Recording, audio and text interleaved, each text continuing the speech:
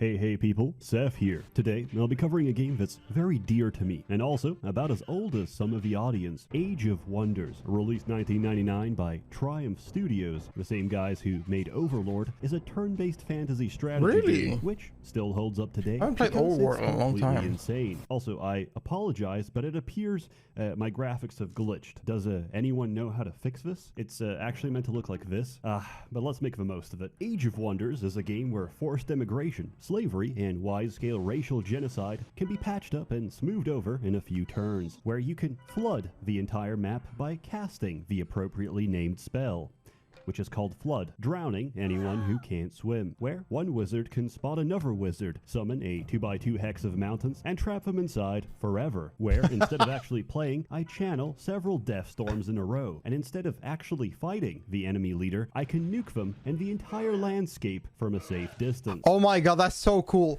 I wish I liked these. Strained diplomatic relations with the halflings, one of my leprechauns went rogue. As leprechauns are invisible, the only way I have of detecting him is watching my buildings explode. This is a game where the phrase recruit the hose is an entirely valid They're literally naked strategy. Also, I'm not sure if I have to censor this because I don't know exactly what I'm looking at. Could it be a nipple? Maybe. But where exactly do we draw the line for what's erogenous, obscene, or otherwise? Imagine, for example, you're under police interrogation and they show you a 4-pixel image and ask you, what do you think about that, huh? And naturally, you respond with, I guess it's all right. Oh yeah? Well, they zoom out the image, and it's a still frame picture of one man, naked, about to descend his entire weight upon an empty glass jar. You're a that real poor sick pot puppy, boy. you know that? And just like that, you become a deviant to society. You're locked up forever in fetish jail. Most don't even last the winter before getting bored by pyro. Anyway, I forgot the point I was trying to make. Let's proceed. Age of Wonders is fascinating because despite being turn-based, it is a game that stresses me greatly. That's because it can be played in one of two modes, turn-based or simultaneous. It looks wild. Turns is objectively the best and most hilarious way to play the game because it completely destroys the sequence of turns, lets everyone make a move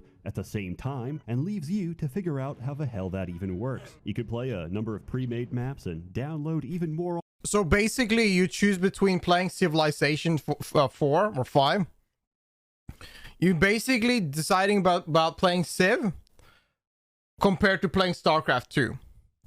I like that. More turn-based games should do this because this makes it wild. Online, but primarily, we learn to play by playing the story campaign. Speaking of which, story. In Age of Wonders, once upon a time, everyone lived in general harmony under the Elvish court, ruled by King Iniok. Then, who's this guy? He's a big boy. Iniok and his entire court. Naturally, this event led the elves to some very interesting political places, as you may consider this the Twin Watchtowers event of Elvish history, with one group, the Keepers, maintaining that the humans are relatively young and stupid, that we shouldn't hold a grudge over it, and instead seek greater understanding despite this early atrocity. The Cult of Storms, however, can be accurately summarized as race war now, kill every human that ever lived. These are probably the same edgelords sitting on Elvish discords making little dark age edits all day. The only numbers they know are human on elf crime statistics, and their favorite topic of conversation is how much better life was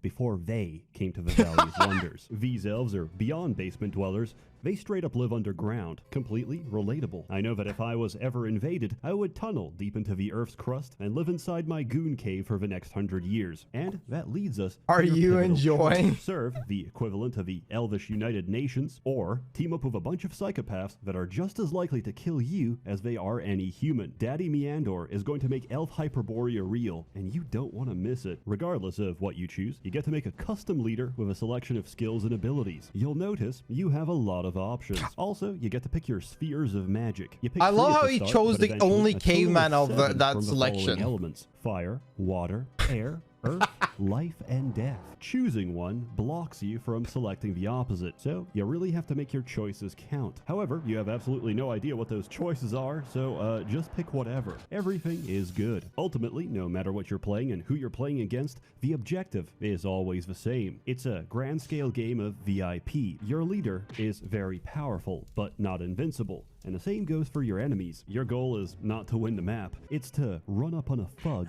and return his body to the streets. In combat, you can make a beeline for the leader, shank him, and that ends the entire fight. Everyone reverts to neutral as his entire faction ceases to exist. This creates a constant sense of high tension because your leader is the most tactical unit on the board. Basically, the game incentivizes you to put your leader's neck on the line at all times. The closer you are to getting assassinated, the more likely you are to win. Why is this leader only fighting penguins and gorillas? Like, what the hell? What's going on in this game?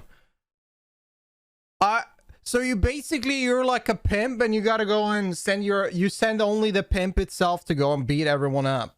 Like, where's the units? I love these games because they take the creative freedom to the next level.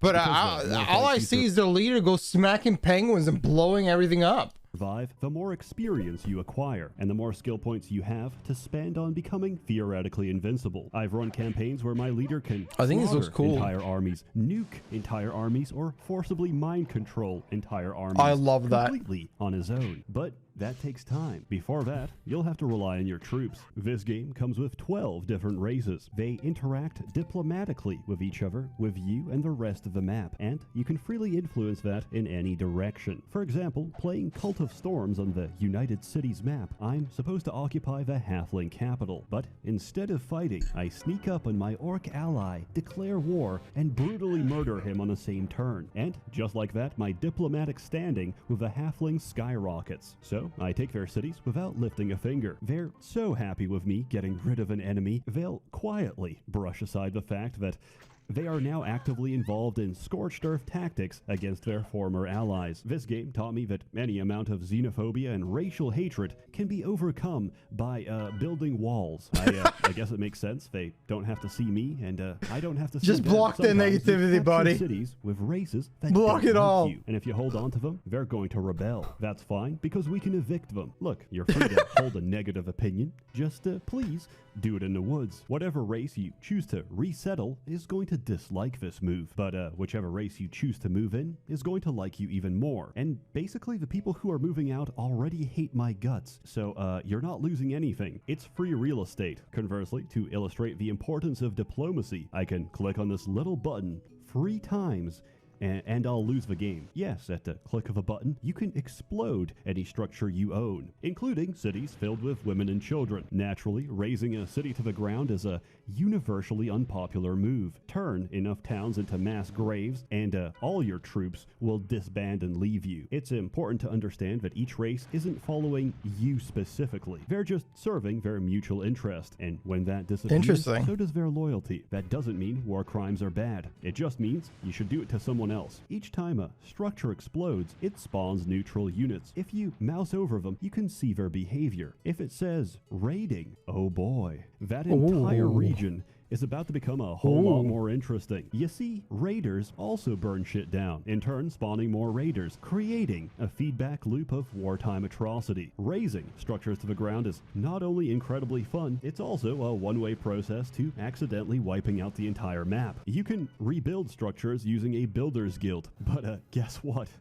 This can also be razed to the ground, meaning there's no way back. So yes, technically this is still a fantasy game, but if you want a more fitting title, it's Harry Potter and the Yugoslavic War Tribunal. Now, I've been thinking of branching out into the financial sector and opening up a sperm bank, but to do that, I need a lot of money, advertiser money. Hey, let me tell you something. Me and my friends, we like to get very drunk and go on little tangents exploring the web. Well, after one night that sounds fun. I woke up to find my Amazon recommending me a statue of Baphomet, some effigy sticks to burn as offerings, and am I allowed to say this?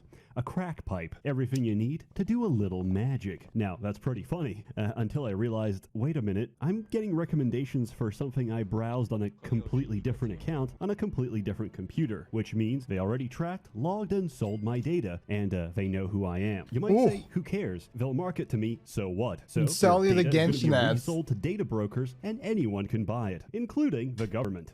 Or should I say, bought, because Homeland Security and the IRS already have. The precise live geolocation of 1 in 4 Americans watching this is already in the hands of people who surely have your best interests in mind. Hey, have you ever been audited by the tax man? Let me tell you, it's a lot of fun, because the first thing they did is freeze my account. If not for friends and family, I could not buy food or pay the rent. And you know what they needed to do all of this? Suspicion. Do not give these people an inch, because they'll take your leg off. No one should have a right to record or track your actions online. In fact, they don't. Is this a NordVPN sponsorship? Brokers. Surveillance without a warrant is a breach of the 4th Amendment. But we didn't do it. We just contract someone to do it for us. I care for my privacy, but clearly the feds don't take no for an answer, which is why I use ExpressVPN. Oh my fucking god! What a good ad! Jesus, I knew it! Server. So it's much more difficult for data brokers to identify or log my activities online. ExpressVPN has a no logs policy by the fact that their VPN servers run off RAM, meaning that even if you wanted to, no information. So I love you, Seth, but what is stopping these VPN services to track my data and sell my data as well? Because you goddamn know they're doing that too. Is actually stored. But if you're not fully convinced, I actually have the best endorsement possible. One of my friends works in police investigation. He told me himself he knows ExpressVPN is legit because he has repeatedly sent them a court order information request to which they must legally comply each time they showed their records. And unfortunately for them, but fortunately for you, each time they showed nothing. So stop letting anyone and everyone track, monitor, and log everything you do online. Because whatever unspeakable things you do, that's between you and your God and no one else. And if you'd like to keep it that way, get ExpressVPN today. I'm getting it now. Actually, I've used ExpressVPN. I like it. I've never used Nord. I've used Express. And just like that, quite good. Ghost in the machine. And ExpressVPN does all this without slowing my connection. Sign up now. And that looks like a pretty shit connection. I'm not gonna lie. By visiting expressvpn.com/Seth or clicking the link in the description box below. Thank you to ExpressVPN for sponsoring this video. Aside from diplomacy, the likelihood of units working together is dependent on their alignment. This can be anything from good. Your life is everything. You serve all purpose. You should treat yourself now. To neutral. Your life literally is as valuable as a summer ant.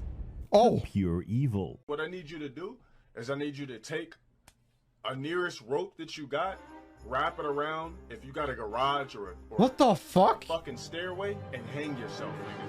Period. What? Why are you alive? What is this sudden turn? What happened to this guy? How did he go from such a positive man to oh my god! Holy shit!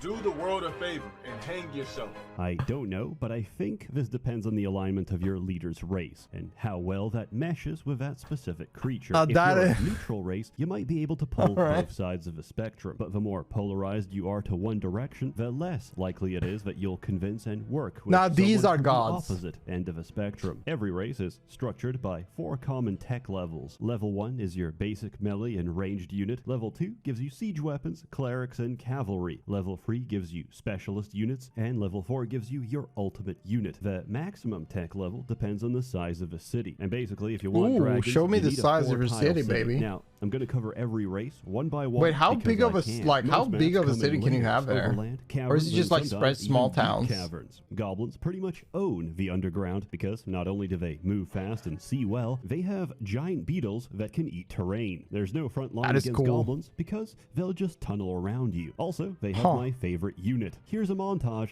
to explain. Is that a mouse with a bomb? Oh my god.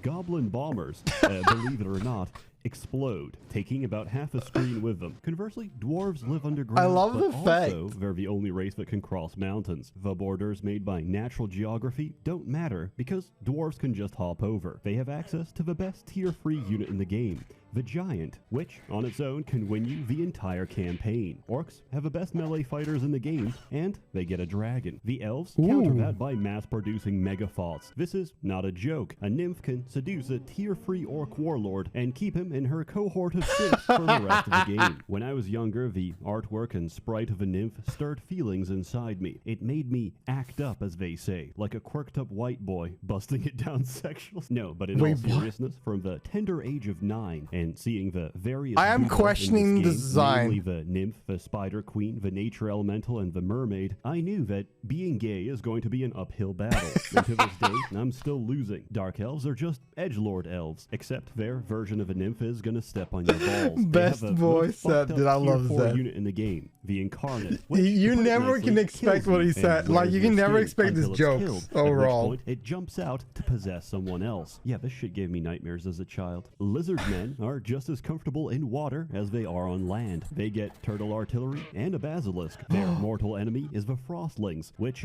freeze. Dude, I love playing like dog races. Need to swim because frost queens can just turn water into ice. They have dire penguins and aggressive LED lights. If you see a horde of frostlings marching across the ocean towards you, the appropriate response is to cast Firestorm and melt the ice underneath them as they all drown to death. I love this game. Humans are humans. As vanilla as they sound, they're actually really strong. They have gunpowder, knights, and the oldest human tradition of all, scamming the absolute shit out of you. They're perfect. That is what we humans are known about. Dude, bring the whole K-Kona into us all. Get the guns, scam everyone for all they're worth, and leave them nothing behind. That's what we humans are good for. Which leaves the entire map open to wide-scale human enrichment. Azrics are desert humans. I feel like a frostling right now. It's very cold. How cold is it over there? Sandworms from Dune, and an avatar of Vishnu that can mind break entire armies. So, besides absolutely everything, religion, they're pretty much the same. Halfling. I loved Civilization 5, playing that with my friends. I used to always make a religion.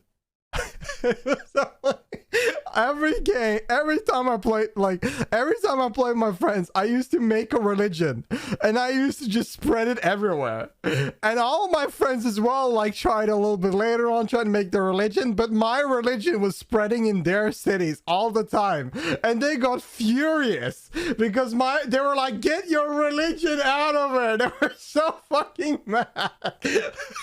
I just won every game by just dominating with a religion. It was so funny. Minus 12 earlier with, oh my god, it's nearly as cold as here then. Oh, are you like, the thing is that, do you not like the cold at all? I'm like big fan of the cold, but overall it's I can heat up my price pretty quite well, so it's not that bad. But yeah, it's getting really cold now. Everywhere is super cold. I'm kind of surprised. It just went from like it went from a couple plus degrees. Now suddenly it's already minus. It's essentially it's crazy. I do live in terms. Oh, essentially North Pole. Well, that makes sense. We're from the same country. Oh, okay, that makes sense why it's nearly similar. Exists to be picked up and tossed down a deep well. Undead are immune or resistant to most forms of damage and can It was minus 10 when I earlier left this morning, but apparently 17 this morning. Yeah, geez, it's like very switching around ups and down. Generate in a single turn. They also have access to Wraiths, one of 3 units in the entire game with physical immunity. If you think that sounds a little busted, that's because it is. Unless he gets smacked by a priest or exorcised, that Wraith is going to decimate the whole map. Oh, and they also have a Grim Reaper. He can insta-kill you on touch. But really, the worst thing about him is that he's going to ruin all your crops. The manifestation of death is outside our door.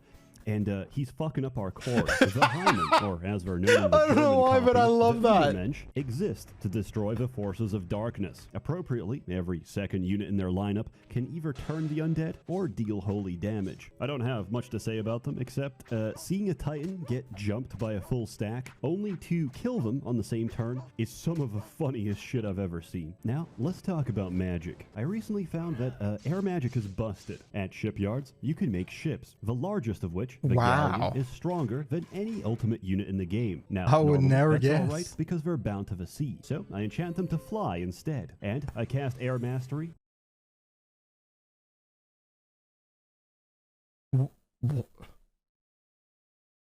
That's smart. your ship is bound to the sea, so let's just enchant this so it can fly. That is insane. This is why I love these games. They always surprise me. They have the creativity like set to maximum. That's funny as hell. Doubles the speed of anything that sails or flies in the air. My newly created battle cruisers do both and can now sweep the entire map in a matter of turns. Now, they are vulnerable to one thing, being killed, which is why I take 3 spheres in water and cast liquid form. The AI doesn't know how to dispel magic, so yeah, the game is pretty much over. The other spheres get similar bullshit. Water is just a matter of waiting for everyone to drown. Fire can turn the map into downtown Detroit, and life can invoke the power of live, laugh, love to make foreign occupation seem like a pleasant experience. Death, on the other hand, lets you cast Pestilence, which, because of how they're programmed, breaks the computer AI. Instead of stepping out of a Pestilence cloud and potentially taking less damage, the enemy will conclude that the most logical move to make is dying. None at all, and will sit inside the Brap cloud until they asphyxiate. Yeah. And Earth Magic is basically just talk shit, get buried alive. It's actually really soothing to admire the enemy leader safely inside his downy containment chamber. As you have no doubt guessed or gleamed from this video, there's many ways to break this game, and I only know some of them. My recent favorite is starting with Lightning Strike, which makes fights increasingly stupid as you watch multiple enemies run up to your leader, take a swing, miss, and get stun locked into oblivion. Also, I learned that unlike Seduce or Charm, which only work if a target has testicles, Dominate actually works on anything, and if you get lucky and roll a Ring of Flight, this includes dragons as well. By the way, I don't know what to think of this, but I learned how this works mechanically. I found out that men in this game are categorized as humanoid, whereas women fall under the category of creature.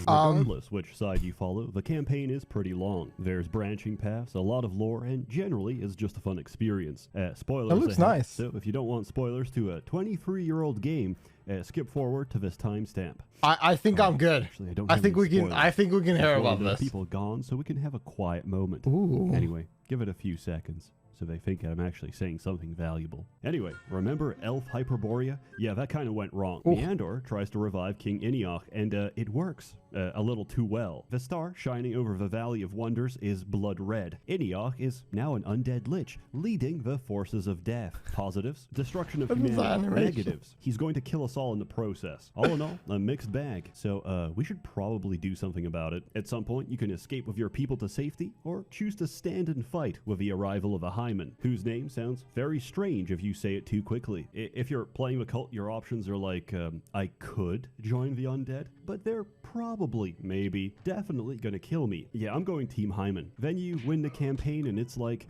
maybe the real Cult of Storms was all the friends we made along the way. I'm a wanted war criminal. If you play keepers and choose to stay, you and the Hyman essentially put Iniok back in the ground. Your reward for all this is a lifetime of loneliness as the last of your race has sailed across the sea, never to be seen again. It's a bittersweet ending, and I like it very much. You know the fable of a fox and the sour grapes? Yeah, I want to eat them because they're sour. To this day, the game looks amazing. I'm running it 800 by 600, stretched to a 1080p monitor. The possibility that this knowledge is making someone very upset right now makes it all the more enjoyable. The sprite work, beautiful Stretch that animated shit. dragon that follows. I want to just say this. Like, I think that's the charm of pixelated games, that I feel like, in a way, they're sort of ageless. You know, like they're a pixelated game. Like there's pixelated games now that looks sort of, in a way, in a form, a little more high quality, but. In the end of the day, if you have a 3D model from 2001, comparing that 3D model to a pixelated game from 2001, you sort of see the age way more from a 3D model compared to a pixelated one. And just generally, I mean, yeah, you can see that it's an old game because the UI and everything. But I bet that if you update the UI and everything visually, like on the UI and usage place, and just leave the game as it is, and just relaunch it, people will probably not even know that it's like an old ass game. Your cursor in the UI, beautiful. I love this game. What more can I say? The soundtrack is so good, I've listened to it at least. I'm gonna listen to that tomorrow, back for the last 2 decades. And the sound effects. The sound effects are completely scuffed. Full disclosure, I think they used royalty-free stock sound effects for most of a combat, and I love it. Look, I don't need to explain why Beholder sounds like a golden retriever. It's a feature. Critique. If you alt-tab the game on Windows 10, it's gonna turn into inverted neon purple puke. It looks beautiful. Learn how to navigate this stereoscopic hell, if only because I believe it's some kind of portal into the lean dimension. Jokes aside, if this happens to your game, it's fucked. Just close and restart. Also, if you get frequent crashing with a pop-up that says like map view or show scene, there's a patch you can run to fix it. I'll link that in the description below. Finally, we have a sale on GOG for Age of Wonders 1, 2, and 3. I couldn't get the expansions for free because they're really expensive, but I did manage to secure the expansion for Age Why of Wonders is the game 2. so They will be available expensive? for very little money. I personally endorse every single one of them because they're great games, and I will review them when someone pays me a lot of money. Offer code FUGHunter goes in all fields. Enjoy. As always, There more are new content to versions come, of so this stay game. tuned. A warm Perhaps thanks I to will the play many them one members day. of the Merchants Guild generously funding and bankrolling these videos, except recently because I've realized I can milk VPN sponsors instead. You're all truly There are wonderful. 4 games. Have a good one. It looks fun. I'm not gonna lie. It looks like a fun game that I can just mess around with 11 p.m. to like 5 a.m. in the morning. It's like those kind of fun games that you just put your creative freedom and just mess around 1, 2, 3 and Planetfall. I've heard about Planetfall. Is that like just the same creators? I'm pretty sure I've heard about Planetfall somewhere. Oh, Age of Wonder. No, it's called Age of Wonder Planetfall. Oh, wait. Oh. Wait, this came out 2019. That is crazy. Huh. Yeah, I might try this out. It looks fun. I might try one of the, like, perhaps the oldest one or the third one. Looks fun. I will definitely take a look at it and see how it is. That was a fun video. Seth is always funny, unpredictable, beautiful, amazing. Holy shit, I love watching Seth. I haven't watched Seth video in a while since the last one, but this was an enjoyable experience. I liked that a lot. Quite a good video. I always like seeing these games because most of them I've never heard about ever in my life. So visiting some old games from his perspective is always an enjoyable trip. Though 3 is my favorite. Okay, so 3 is your favorite. I might actually try it out then.